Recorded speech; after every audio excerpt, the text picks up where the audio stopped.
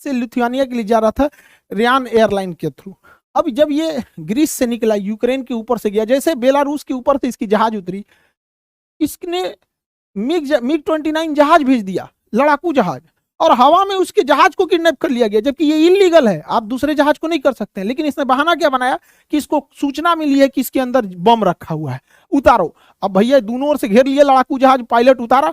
जब पायलट उतारा तो इसकी पुलिस अंदर घुस गई और कही कि ससुरा रोमन प्रोस्टोविच निकालो इसको, चल रे ससुरा तुम ही बम है, लेके चल गई। जहाज को कहा जाओ जाओ, इसी की जरूरत थी। इतना खतरनाक है बेलारूस, इनके खिलाफ आप बोले मतलब अगले दिन आपकी आंख खुलेगी जेल के अंदर।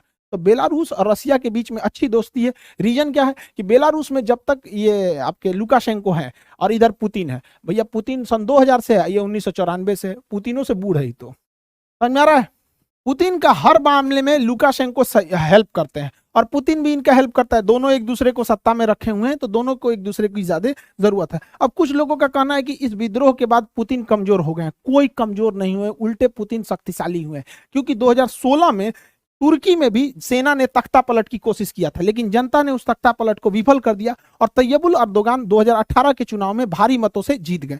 इसका मतलब जब कभी भी राष्ट्र पर विकट संकट आता है तो उसी राजनीतिक पार्टी को लोग वोट देते हैं जो पहले से सत्ता में है, क्योंकि जब राष्ट्र भावना जुड़ जाती है तो लोग दूसरे को नहीं देखते हैं। ऐसा 1999 में भी हुआ था जब चेचन्या हुआ था। चेचन्या अभी जो चेचन लड़ा के पुतिन के फेवर में, चेचन्या में जब विद्रोह हुआ था तो लोग पुतिन का भी साथ दिए थे और उसी के बाद पुतिन को सत्ता में दिया गया।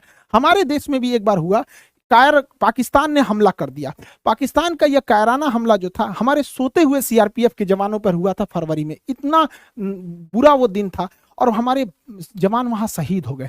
इसके बाद हम लोगों ने सर्जिकल स्ट्राइक किया। सर्जिकल स्ट्राइक हुआ, उसमें हमारे विंग कमांडर अभिनंदन का जहाज उस साइड में गिर गया और सरकार ने बड़ी दृढ़ता से उसे वापस लाया। इससे देश की जनता का और अपने सत्ता के साथ विश्वास बढ़ गया और मोदी जी का उल्टा मतलब जो वोट शेयरिंग था वो बढ़ा। रीजन क्या है कि जब भी राष्ट्र पे संकट आएगा और राष्ट्र का जो अध्यक्ष है वो बहुत बोल्ड डिसीजन होगा तो जनता उसी के साथ लेगी। जितना कड़ा डिसीजन इन्होंने सर्जिकल स्ट्राइक में लिया था उतना कड़ा डिसीजन मनमोहन सिंह को भी लेना चाहिए था जब ताज होटल में हमला हुआ था, लेकिन उन्होंने नहीं लिया था। यहाँ पे उनको लेना चाहिए था ये हमला।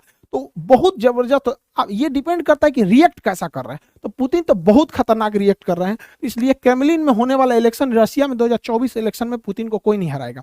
और दूसरा बात, पुतिन का शक्तिशाली होना, रसिया का शक्तिशाली होना जरूरी है, क्योंकि रसिया अगर कमजोर होगा तो रसिया के पास केवल एक ही दोस्त बचेगा, चाइना, और रसिया चाइना के गोद में बैठ जाएगा, क्योंकि चाइना के पास पैसे की कोई कमी नहीं है।